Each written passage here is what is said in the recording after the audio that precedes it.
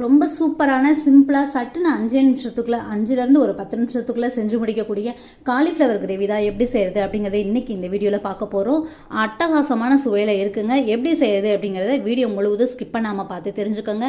அப்படியே இது வரைக்கும் நம்ம சேனலை சப்ஸ்கிரைப் பண்ணாதவங்க சப்ஸ்கிரைப் பண்ணி பக்கத்தில் இருக்க பெல் ஐக்கானை கிளிக் பண்ணி வச்சுக்கோங்க. அப்போ தான் நான் தினம் அப்லோட் பண்ணுற வீடியோ உங்களுக்கு நோட்டிஃபிகேஷனாக வரும். வாங்க வீடியோக்குள்ளே பார்த்து இந்த காலிஃப்ளவர் கிரேவி எப்படி செய்கிறது அப்படிங்கிறத தெரிஞ்சுக்கலாம். ஃபஸ்ட்டு பேஸ்ட் ரெடி பண்ணிக்கலாம். அதுக்கு தேவையான பொருள் கொஞ்சமாக பூண்டு எடுத்து வச்சுருக்கேன். ஒரு 4 பச்சை மிளகா, பெரிய பச்சை மிளகாயாக இருந்தால் 2 எடுத்துக்கோங்க, அதுவே போதும். அதுக்கப்புறம் ஒரு 2-3 இஞ்சி துண்டு, கொஞ்சமாக பெரிய வெங்காயம் கட் பண்ணி வச்சுருக்கேன். ஒரு அரை ஸ்பூன் அளவு சோம்பு எடுத்து வச்சுருக்கேன். இது எல்லாத்தையுமே ஒரு மிக்ஸி ஜாரில் சேர்த்துக்கலாம். இது நல்லா ஒரு பேஸ்ட் பதத்துக்கு அரைச்சி எடுத்துக்கணும். இது போல் நம்ம செஞ்சு செய்கிற கிரேவி தான் ரொம்ப சூப்பராக இருக்கும். அப்படியே நம்ம ஹோட்டலில் சாப்பிட்ற ஒரு ஃபீல் கிடைக்கும். இப்போ இதை நல்லா அரைச்சி எடுத்துகிட்டு வந்துடலாம். நல்லா அரைச்சாச்சு. இது ஒரு ஓரமாக இருக்கட்டும். ஒரு பாத்திரத்தில் தண்ணி ஊற்றி வச்சுக்கோங்க. இது மாதிரி ஒரு கொஞ்சம் அதிகமாகவே சேர்த்து ஊற்றி வச்சுக்கோங்க. நல்லா சூடேறி கொதிக்கட்டும். தண்ணி கொதிக்கிறதுக்குள்ளே இது போல் காலிஃப்ளவர் எல்லாமே சின்ன சின்ன துண்டுகளை கட் பண்ணி எடுத்து வச்சுக்கணும். தண்ணி கொதி வருது.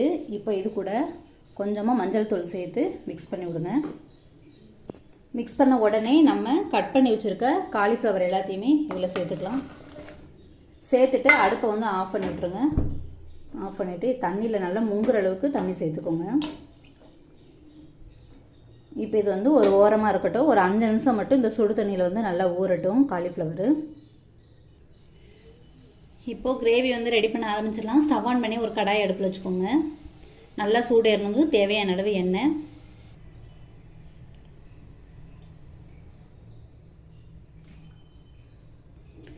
எண்ணெய் காஞ்சதும் கடுகு உளுந்தம் பருப்பு,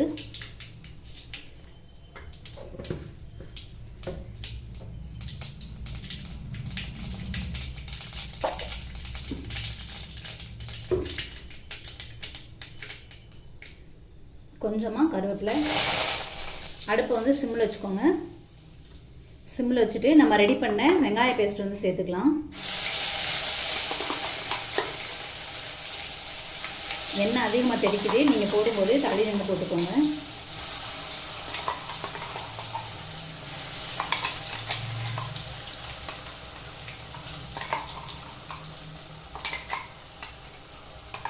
இந்த வெங்காயம், இஞ்சி, பூண்டு பச்சை வாசனை போகிற அளவுக்கு எண்ணெயிலே நல்லா வதக்கிக்கலாம்.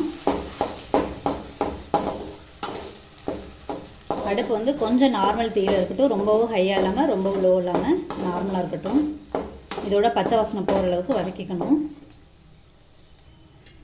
வெங்காயத்தோட பச்சை வாசனை எல்லாம் போயிடுச்சு. ஒரு 3 தக்காளி கழுவிட்டு இது போல் பொடி பொடியாக நறுக்கி சேர்த்துக்கோங்க. நறுக்கியும் சேர்த்துக்கலாம், இல்லைன்னா மிக்சியில் போட்டு அடித்து அந்த சாராவும் சேர்த்துக்கலாம். நான் இது போல் ரொம்ப பொடி பொடியாக கட் பண்ணி சேர்த்துக்கிட்டேன். தக்காளி நல்லா வதங்கி வரட்டும். நான் தாளிக்கும் போது பட்டை, பிரிஞ்சி இலை, ஏலக்காய் இது எல்லாமே சேர்த்துக்கல. ஏன் சேர்க்கலை அப்படின்னா, நான் இது எல்லாமே நான் பொடி பண்ணி வச்சுருக்கேன். அந்த பொடி சேர்த்துக்கிறனால நான் முன்னாடியே சேர்த்துக்கல. உங்ககிட்ட அந்த பொடி இல்லை அப்படின்னா எண்ணெய், கடுகு, கருவேப்பிலை போட்டு தாளித்த உடனே ஒரு பட்டை, ஒரு பிரிஞ்சி இலை, ஒரு ஏலக்காய், ஒரு அன்னாச்சிப்பூ எல்லாம் சேர்த்து வதக்கிக்கோங்க. பொடி செஞ்சு சேர்த்துக்கிறதா இருந்தால் வெங்காயம், தக்காளி இதெல்லாம் நம்ம வதக்குறோம் இல்லையா, பச்சை வாசனை போகிற அளவுக்கு. பச்சை வாசனை போனதுக்கப்புறம் அதை சேர்த்துக்கணும். அதை அந்த பொடியை நம்ம எண்ணெயிலே சேர்த்துக்கிட்டோம் அப்படின்னா, அந்த தாளிக்கும் போது சேர்த்தோம்னா எண்ணெயை ஃபுல்லாக அதை குடிச்சு கருகிரும். அதனால தான் அதுக்கப்புறமா சேர்த்துக்கிறது. இப்போ தக்காளி ஓரளவு நல்லா வதங்கிருச்சு. இப்போ மசாலா பொடிகள் எல்லாமே சேர்த்துக்கலாம். பட்டைப்பொடி ஒரு 1/4 ஸ்பூன் அளவு இருக்கும். அடுத்து ஒரு அரை ஸ்பூன் அளவு மஞ்சள் தூள், ஒரே ஒரு பிஞ்ச் அளவு பெருங்காயப்பொடி, அதுக்கப்புறம் கரம் மசாலா பெரிய ஸ்பூனில் 1 ஸ்பூன் அளவு எடுத்துருக்கு. இது மல்லி பவுட்ரு, இது மிளகாய்த்தூள், தனி மிளகாய்த்தூள், இது வீட்டு குழம்பு பொடி கொஞ்சமாக சேர்த்துருக்கேன். இப்போ இது எல்லாத்தையுமே மொத்தமாக சேர்த்துக்கலாம்.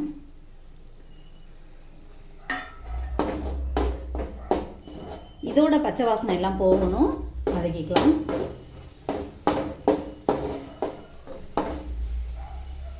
அடி பிடிக்கிற மாதிரி இருந்துச்சு. அதனால நான் ஒரு 1/4 கிளாஸ் அளவு தண்ணி சேர்த்துக்கிட்டேன். தண்ணி சேர்த்து இது போல் நல்லா வதக்கிக்கலாம்.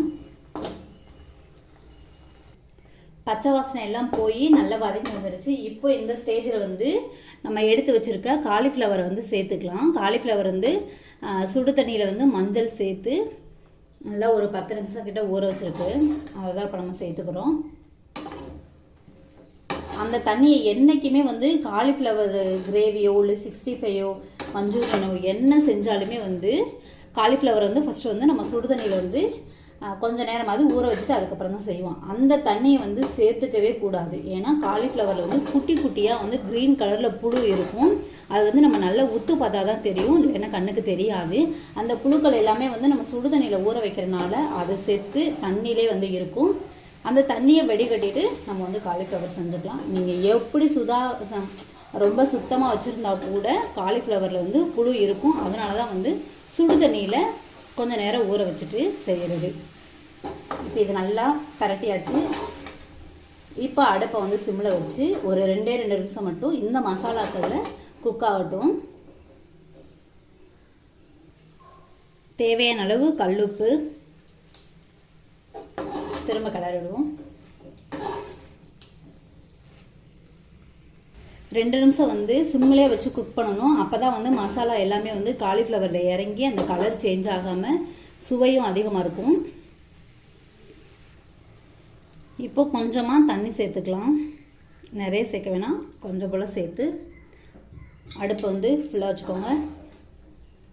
மிக்ஸ் பண்ணிவிட்டு ஒரு மூடி போட்டு ஒரு 5 நிமிஷம் வந்து குக் பண்ணுவோம். தண்ணி வந்து நல்லா சுண்டி கிரேவி டைப்புக்கு வந்துடும்.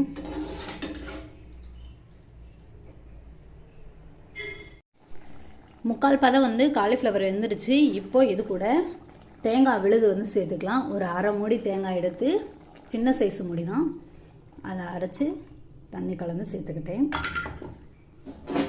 இது நல்லா கலந்துட்டுக்கோங்க. நான் நிறைய வீடியோவில் வந்து சொல்லியிருக்கேன், தேங்காய் அரைச்சி ஊற்றணும் அப்படின்னா அதுக்கப்புறம் வந்து 5 நிமிஷத்துக்கு மேலே குக் பண்ணக்கூடாது, அது டேஸ்ட் வந்து சேஞ்ச் ஆகிடும்னு சொல்லியிருக்கேன்.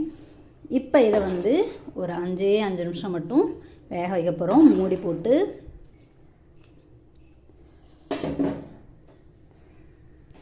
அவ்வளோதான், நம்ம ரெடி பண்ண காலிஃப்ளவர் கிரேவி வந்து சும்மா வேறு லெவலாக அட்டகாசமாக ரெடி ஆயிடுச்சு. பாருங்கள், பார்க்கும்போதே எந்தளவு சூப்பராக இருக்குது அப்படின்னு.